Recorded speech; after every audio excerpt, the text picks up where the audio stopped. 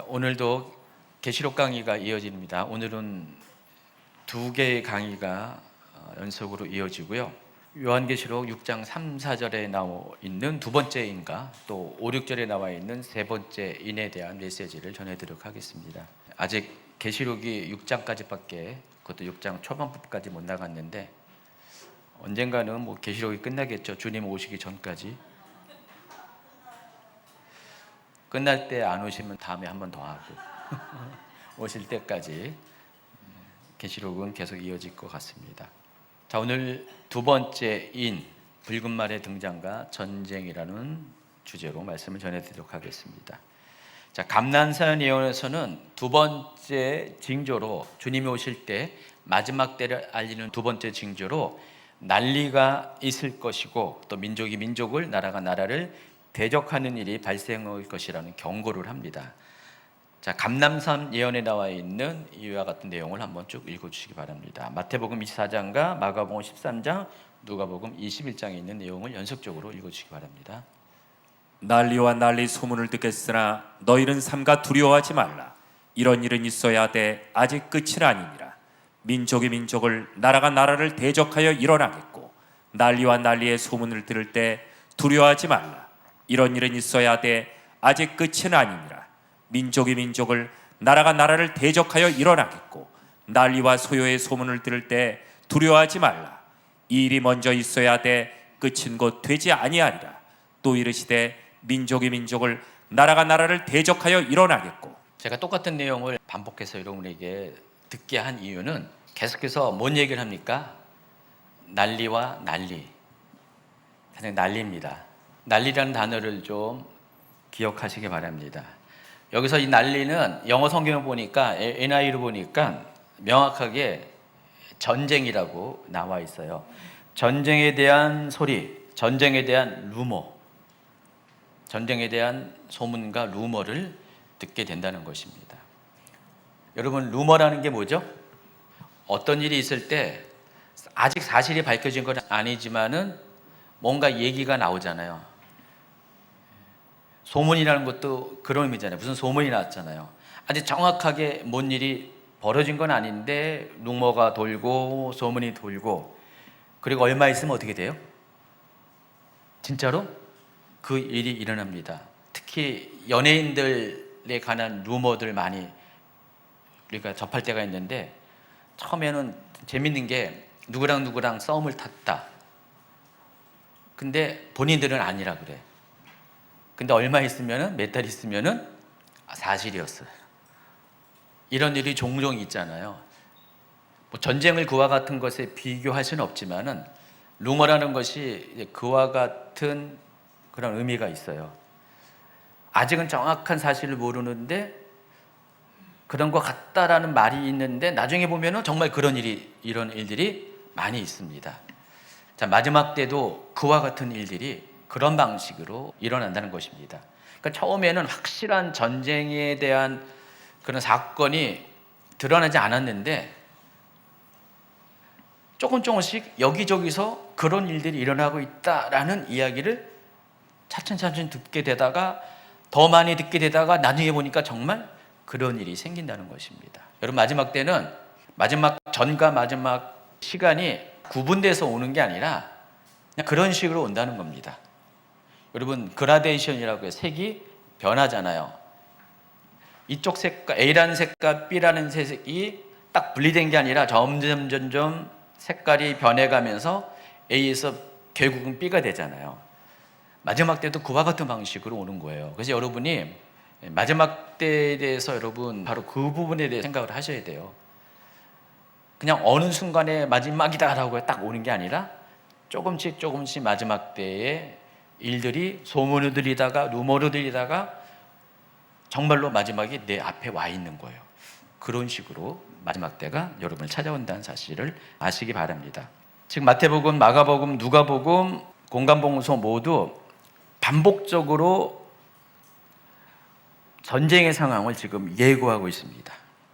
그래서 마지막 때는 전쟁이 있을 것이다 라고, 또 마지막 때 전쟁의 상황을 보고 정말 주님이 가까이 오셨다는 것들을, 그것을 징조로 분별하라고 말씀을 하고 있습니다. 자, 그런데 전쟁이 오늘날의 문제만이 아니고 전쟁은 항상 인류 역사상 늘 과거, 현재, 미래 있는 그런 일상적인 것입니다. 여러분 살아오면서 전쟁에 대한 얘기를 전혀 듣지 못하고 한 10년이라는 시간을 딱 지내본 적이 있습니까? 거의 없어요. 항상 세계는 전쟁이 끊이지 않습니다. 지금도 전쟁을 하고 있잖아요. 지금도 러시아하고 우크라이나가 전쟁을 하고 있고 이스라엘과 하마스가 전쟁을 하고 있고요. 아마 보도되지 않았지만 여러 가지 국지적인 어떤 종족 간의 전쟁도 여기저기서 지금 현재 진행형으로 일어나고 있을 것입니다. 우리가 알려진 전쟁만 크게 두 가지가 지금 현재 진행하고 있지 또 다른 전쟁이 조금씩 지금 보도만 안 돼 있지 계속해서 일어나고 있습니다. 앞으로도 전쟁은 꾸준히 일어나게 될 것입니다. 물론 마지막 때가 가까이 가면 갈수록 전쟁의 빈도가 잦아질 것이고 또 전쟁의 강도도 세워질 것입니다. 그렇지만 전쟁은 늘 우리 인간 역사 가운데, 인류 역사 가운데 있어 왔던 것이기 때문에 그 주제만을 가지고 마지막 때를 알리는 징조로 이야기하는 것은 약간 애매함이 있어요. 왜냐하면 옛날부터 전쟁은 늘 있어 왔기 때문에 이것을 특별히 마지막 때의 징조라고 보기에는 약간 개연성이 부족하다는 것입니다. 그럼에도 불구하고 이 감람산 예언에서는 왜 전쟁을 마지막 때를 알리는 징조라고 말했을까? 그 부분에 대해서 여러분이 아시면 좋겠습니다. 그래서 우리가 이것을 제대로 이해하기 위해서는요, 감람산 예언의 전체 맥락 안에서 전쟁이 차지하고 있는 위치와 의미를 살펴보아야 한다는 것입니다. 자, 감람산 예언에서는 마지막 때를 알리는 첫 번째 징조로 사람의 미혹을 이야기했어요. 계시록에서는 이 사람의 미혹을 구체적으로 적그리스도의 등장이라고 이야기를 했다고 그랬어요. 그리고 그 다음 순서로 전쟁이 언급이 되었어요. 자, 전쟁은 전쟁이로되 어떤 전쟁이 마지막 때를 알리는 징조로서 의미가 있다고요?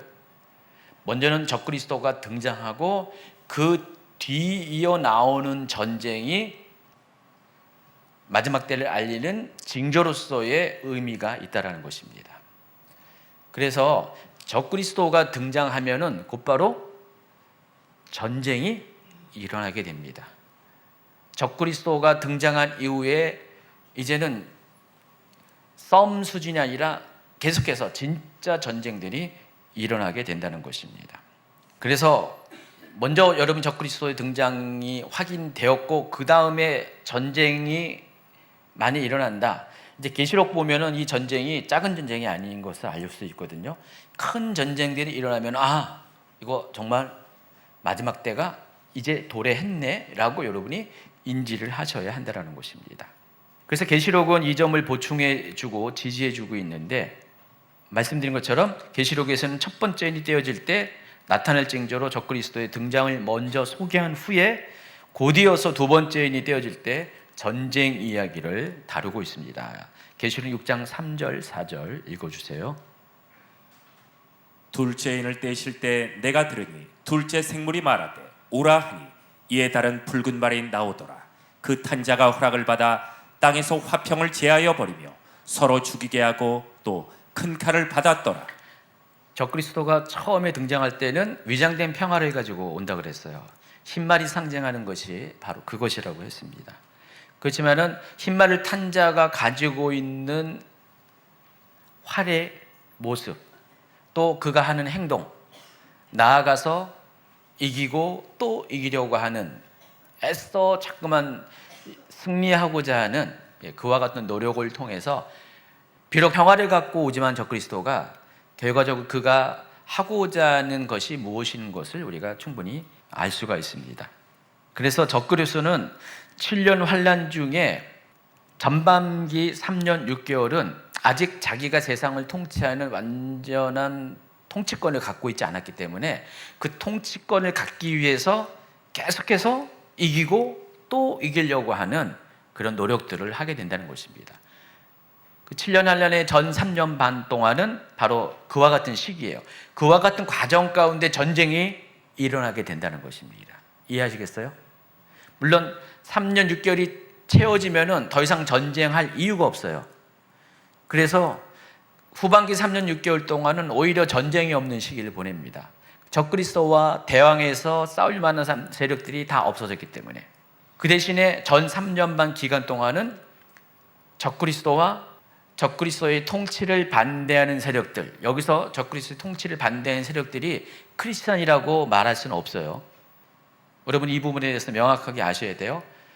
나중에 적그리스도가 등장하면은 그리스도인만이 반대하는 게 아니라 믿지 않는 자들 중에서, 크리스찬이 아닌 사람들 중에서도, 이건 정치의 문제이기 때문에, 패권의 문제이기 때문에 적그리스도가 세상을 통치하는 것에 대해서 자기의 그 권력을 내어주기 싫어하는 사람들이, 그러한 국가들이, 그런 권력자들이 적그리스도와 전쟁을 벌인다는 것입니다. 적그리스도는 그들과의 전쟁을 통해서 이기고 또 이기고 하는 과정들을 반복적으로 거친 다음에 3년 반의 시간이 채워지면은 이제는 완전히 세상을 100% 통치하는 그와 같은 권력을 얻게 된다는 것입니다. 그래서 그 기간 동안에 3년 6개월, 전반기 3년 6개월 동안에 전쟁이 계속적으로 반복적으로 일어나게 된다는 것입니다. 그래서 전쟁은 적그리스도가 자신의 권력을 구축하는 과정에 있어서 반드시 필요한 것입니다. 그래서 그걸 보고 적그리스도가 등장하고 전쟁이 일어나면 이게 마지막 때가 이미 카운트가 됐구나 라고 여러분이 충분히 인지할 수가 있다는 것입니다. 자, 피를 상징하는 이미지를 가진 게 붉은 말입니다. 그리고 이 붉은 말을 타고 등장한 자의 모습과 그가 하는 일을 살펴보아도 역시 정복 전쟁을 수행하는 것입니다. 그래서 계시록 6장 4절을 세 번역으로 한번 읽어볼까요? 그때 불비가 같은 다른 말 한 마리가 뛰어나오는데 그 위에 탄 사람은 사람들이 서로 죽인 일이 벌어지도록 땅에서 평화를 없애는 권세를 받아서 가졌습니다. 또 큰 칼을 받아서 가지고 있었습니다. 여기 보시면은요, 이 불빛과 같은 다른 말 한 마리가 튀어나왔는데 그 위에 탄 사람은 하면서 사람들이 서로 죽이는 일이 벌어지도록 땅에서 평화를 없애는 권세를 가졌다 그랬습니다. 자, 그러면은 이 붉은 말을 탄 자가 누구를 가리키는가요? 적그리스도인가요? 아닌가요?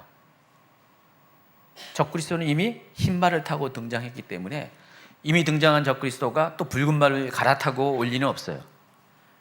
적그리스도는 먼저 첫 번째 떼어질 때 흰 말을 타고 왔습니다.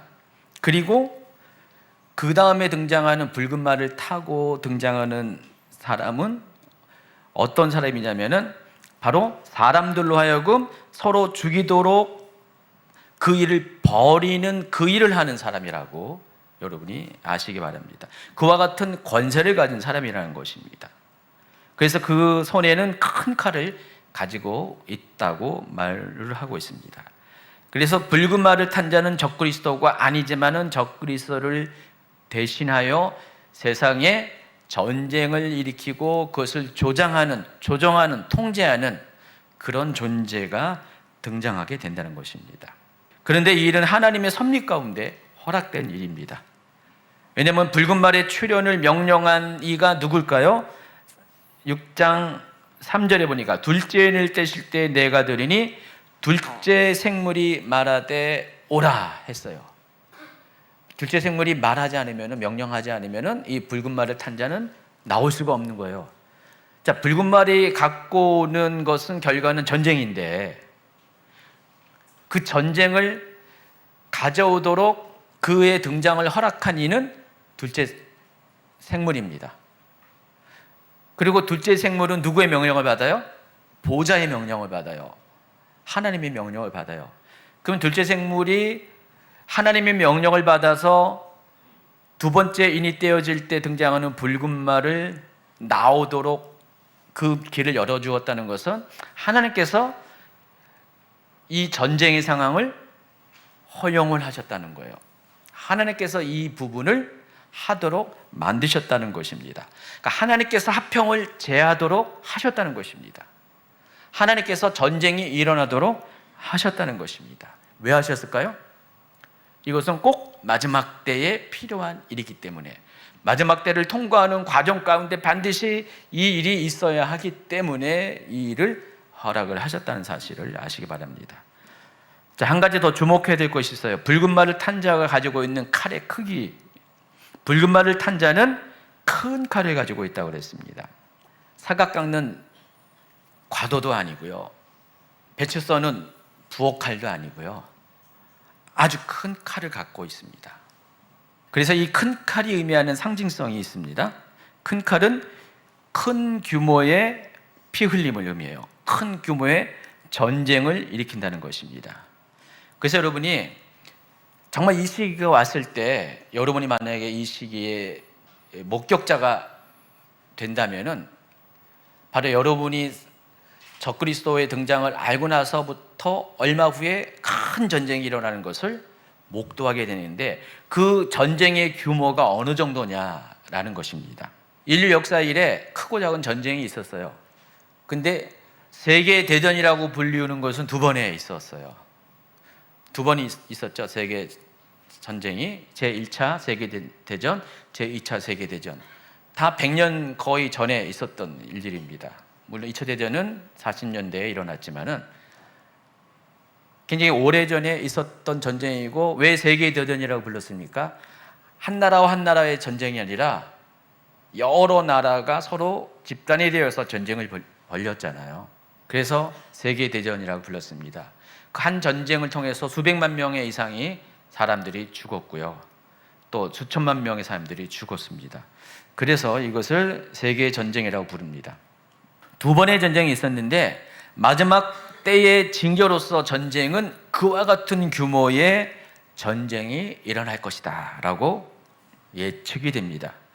그래서 여기서 큰 칼이 의미하는 상징성을 통해서 마지막 때 적그리스도가 등장한 다음에 세 번째의 전쟁이 일어날 가능성이 커요. 제3차 세계대전이 일어날 가능성이 크다는 것입니다. 어떤 분들은 3차 세계대전을 아마겟돈 전쟁이라고 부르는 분도 있어요. 근데 아닙니다. 이 세계 제3차 대전과 아마겟돈 전쟁은 전혀 다른 개념의 전쟁. 특히 시기적으로 달라요. 그러니까 계시록을 여러분이 잘 유의해서 읽어보면은요, 어떤 정보를 얻게 되냐면은 아마겟돈 전쟁은 모든 재앙이 종결되는 마지막 대접 재앙 시기에 일어나는 전쟁이고, 이것은 계시록 19장에서 그것을 이야기하고 있습니다. 그래서 아마겟돈 전쟁은 전쟁의 상대편이 누구냐? 백마를 타고 따르는 자들과 함께 하늘에서 지상으로 내려오시는 세상의 모든 악한 존재들, 적그리스도와 거짓 선지자와 그를 따르는 세상의 군대들을 섬멸시키기 위해서, 그래서 7년 하나를 종결시키기 위해서 예수님께서 하늘로부터 군대를 끌고 내려오시는데, 바로 그 예수 그리스도의 군대와 하늘의 군대와 바로 이 땅에 있는 적그리스도와의 군대와의 싸움이에요. 그게 아마겟돈 전쟁입니다. 자, 그런데 두 번째 인이 떼어질 때 발생하는 전쟁은 예수 그리스도의 군대와의 전쟁이 아니에요. 이것은 7년 환란 초반에 일어난 전쟁이에요. 아마겟돈 전쟁은 7년 환란 후반부에 일어난 전쟁이에요. 그리고 이 초반부에 일어난 이 전쟁의 상대편은 적그리스도와 예수 그리스도의 군대가 아니라 바로 이 세상의 군대예요. 그러니까 전쟁의 당사자가 다르고 전쟁이 일어난 시기가 다르다는 것입니다. 그래서 이 적그리스도가 등장하고 나서 얼마 후에 제3차 대전 혹은 그와 비슷한 규모의 전쟁이 일어나게 된다는 것입니다. 흰말을 탄 자가 활을 들고 머리에 스테파노스, 경기에서 승리한 자가 쓰는 관을 쓰고 면류관을 쓰고, 그리고 나아가서 계속해서 이기고 또 이기려고 하는 이 장면이 결과적으로 전쟁을 통해서 이것들이 성취될 것이고, 그 전쟁의 결과 세상의 권력들이 모두 적그리스도 앞에 굴복되는 일들이 바로 이 시기에 일어나게 된다는 것입니다. 그리고 또 한 가지 알아야 될 것이 있습니다.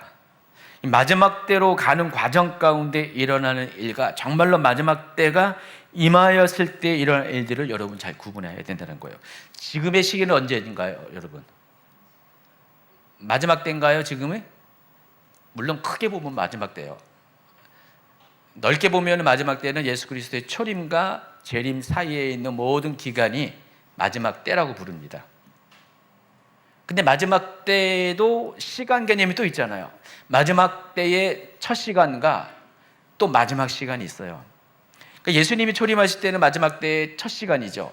예수님이 재림하실 때는 마지막 때의 마지막 시간이에요. 그래서 우리가 보통 이 마지막 때의 마지막을 말세지말 한자로 마지막의 마지막이다라고 부릅니다. 그리고 우리가 지금 사는 이 시기가 거의 그 시기에 인접해 있어요. 거의 가까이 왔습니다. 사람들이 그 마지막 때를 알리는 종말시계라는 개념을 사용합니다. 종말시계라는 게 뭐죠? 12시간 시침을 알리는 시계가 있어요. 원형 시계가 있는데 그 12시가 마지막 시간인데 자정인데 그 12시에 가까운 시침과 분침이 어디를 가리키냐 이것을 가지고 마지막 때가 얼마큼 가까이 있는 것을 그것을 표시합니다. 제가 한 20년 전에는요 그 분침이 시침과 분침이 한 11시 55분 그 경에 있었던 것 같아요. 사람들이 그렇게 얘기를 한 것 같아요. 근데 시간이 지나니까 3분 전 뭐 얘기하더라고요. 또 시기가 지나니까 1분 전. 지금은 분 단위가 아니라 어쩌면 초 단위일 수도 있어요. 몇십 초 수준일 것 같아요.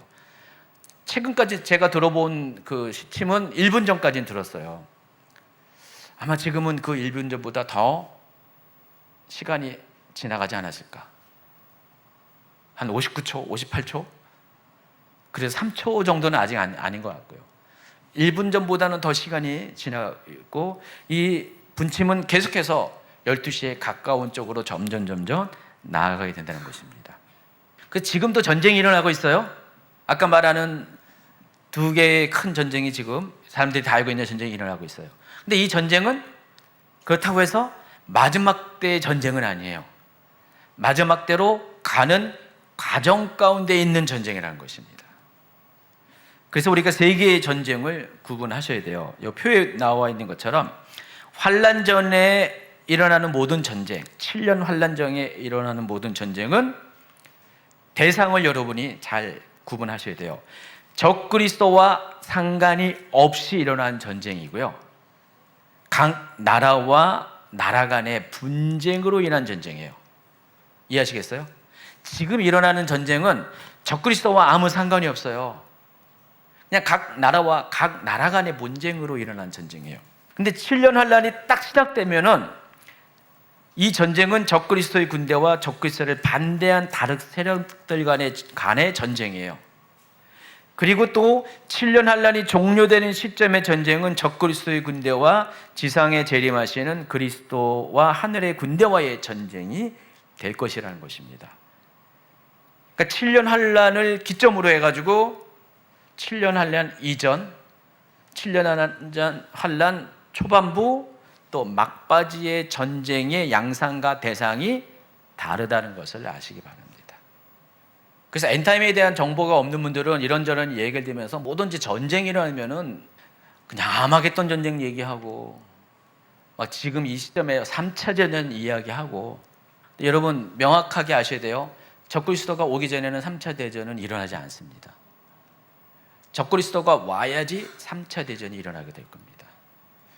그리고 그 3차 대전이 우리가 경험했던 1, 2차 세계대전 규모일지 더 작을지도 그때 가봐야 알아요.